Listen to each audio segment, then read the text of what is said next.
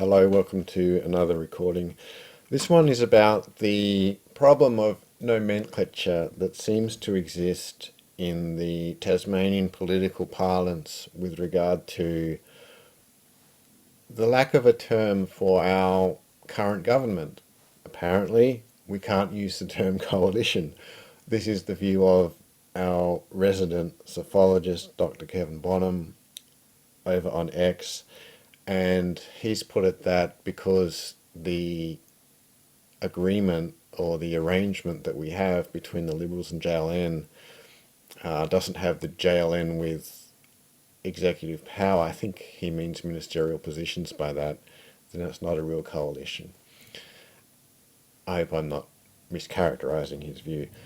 Now, I tend to agree that we shouldn't use terms in a way that waters them down, because if we water down terms, they become less useful in our communications with one another. So I think that we need a term to describe what we have with the JLN Liberal and independent minority government. And I was brainstorming, admittedly in the humorous aspect, on a few terms that I came up with, and one of them, I started to take it a little more seriously because I came up with a term which is, I think, quite apt, quite easy to understand, even if it is a little bit humorous. And that term is flocculate. And if you'll bear with me, I'll attempt to illustrate the analogy for you.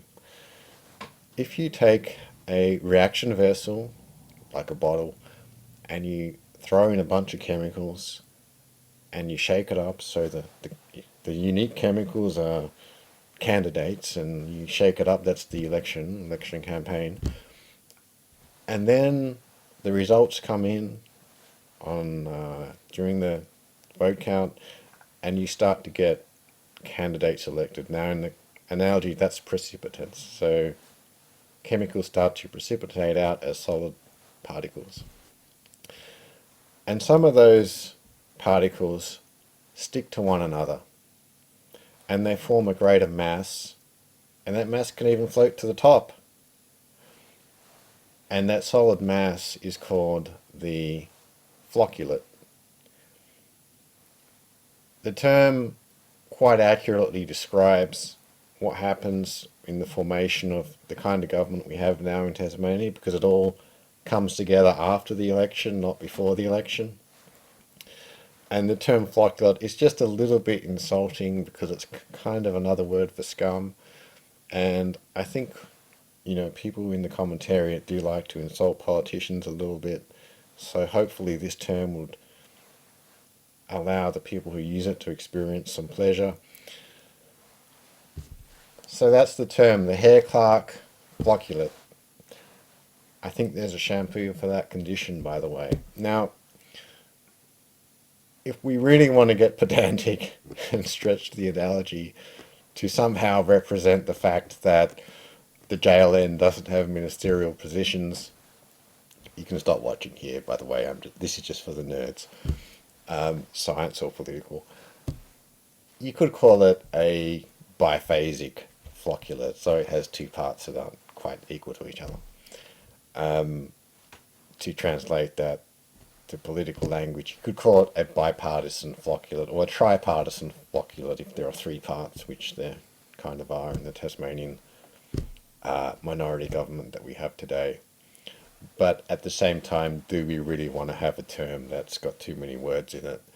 Probably not. So I feel like hare-clark flocculate is a good one, or just flocculate, and with an inherent understanding that this refers to a system or an agreement that comes together after the election, but it's not a coalition because you don't have the joint ministerial responsibility. Happy to hear any other thoughts, any other nominations to fill the gap in our political vocabulary. Hope you found the graphics slightly amusing, and I'll leave it there. Thank you for listening.